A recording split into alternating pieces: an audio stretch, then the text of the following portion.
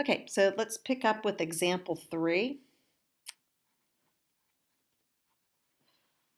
And the equation that we're solving, an exponential equation, is 10 to the 2x minus 3 plus 4 equals 21.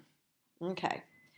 All right, so what we're going to do, first of all, you're going to simplify this the way you normally would. You'd want to move this constant over to the other side, because we're ultimately trying to isolate the x here. So we're going to do that, and we end up with 10 to the 2x minus 3 equals 17. Okay. All right, now we're going to remember our inverse properties. And so what's my base? My base is 10. So I'm going to take the logarithm, base 10 of both sides, so that I can release the argument here, the exponent. So I'm taking the logarithm of both sides. So the logarithm base 10 of 10 to the 2x minus 3 equals, and of course I got to take the logarithm base 10 of the other side. So it's logarithm base 10 common log of 17. All right, so what am I going to end up with here on the left? Well, I'm going to end up with whatever's left here on the exponent. So it's 2x minus 3. So remember, what this is really saying is what exponent do I raise the base of 10 to in order to get to 10 to the 2x minus 3? Well, I got to raise it to the 2x minus 3. All right, and now I've got log of 17. Of course, I'm just going to have to key that into my calculator and figure that out. All right, so now I'm going to add 3 to both sides. So that's plus 3, and then I'm going to divide by 2. So I get 2x equals log 17. I'm just thinking you can crunch all these numbers here at the end. Divide by 2, divide by 2. All right, so you're just keying this into your calculator, this whole thing. Make sure you put parentheses around here. So it's log 17. Log of 17. Okay, press enter. Plus 3 divided by 2. And you should get around 2.115. Of course, they're not telling us how many places to go. Now, ideally, you would go back and you would put this 2.115 back in the original equation and test it out. The book is also suggesting that you can graph this to figure it out. You can figure it out graphically as well. So what you would be doing is on your calculator in the equation editor or function editor, you're going to put y equals 10 to the 2x minus 3 and y sub 1, and in y sub 2 you're going to do y sub 2 equals what was the original? 21. So 21. Okay, and just to make it easier on you, your x min is equal to 0, your x max is equal to 5, your x scale is equal to 1, y min is 0, y max is equal to 30, and y scale is equal to 3.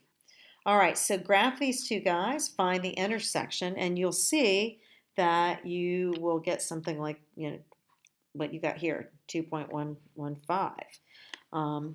And you can test that out then. Okay, all right, let's clear this page.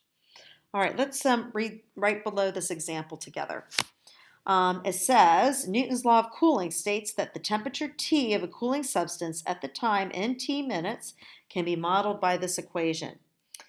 Okay, still have my eraser on. T equals, parentheses, T sub 0 minus T sub R. We'll talk about what all these things are in a second. E, that irrational number E, to the minus RT plus T sub R.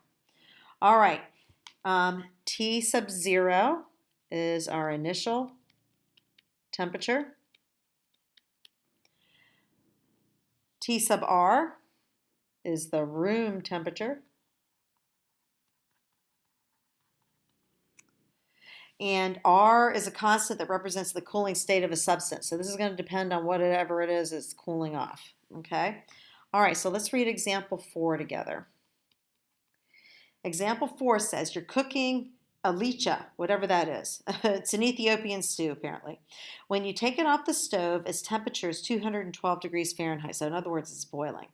The room temperature is 70 degrees Fahrenheit, and the cooling rate of the stew is R equals 0.046. How long will it take to cool the stew to a serving temperature of 100 degrees Fahrenheit?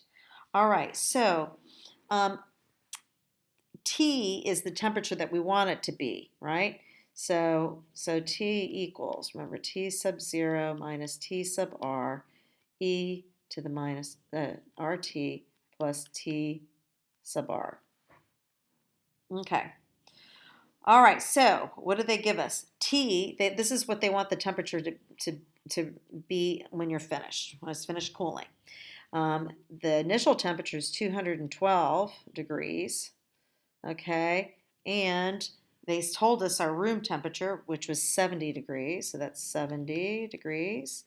And then E, and then they told us the constant here, and of course it's going to be to the minus RT, so it's going to be minus 0.046 plus, last thing was the room temperature again, 70.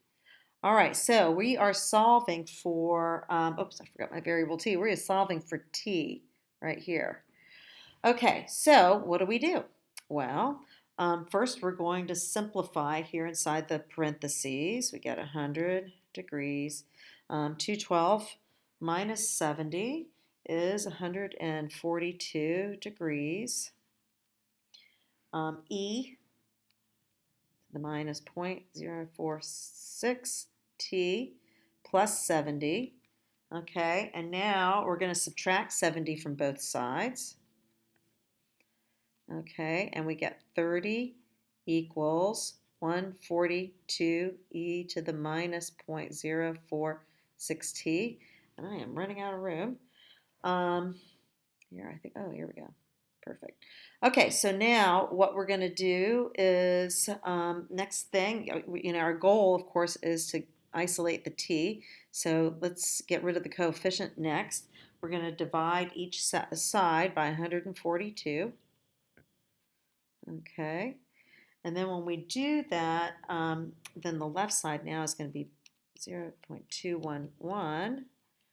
Okay, and that's going to equal e to the minus 0.046 t. It's negative. Yeah, drop my negative. Okay, now I'm going to take the logarithm of both sides. But what's my base now? Well, my base is e. So which logarithm am I going to use? Well, I'm going to use the natural logarithm, ln. So I am going to take the natural log of each side.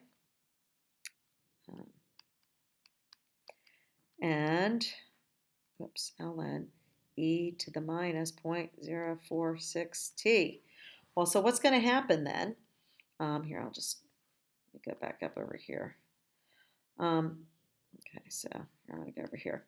All right, so, well, when I take the ln of 2.211, I end up with a negative 1.556, and that's going to equal, and now these are me putting two inverses together. So what's going to come out is the exponent. So that's going to be equal to minus 0.046t. Now I just divide both sides by 0.46 minus 0.046, and t is going to equal this, which turns out to be a positive 33.8. So there it is. So if I go back in here and put the 33.8 like back here in this original equation here, then the left side should equal the right side.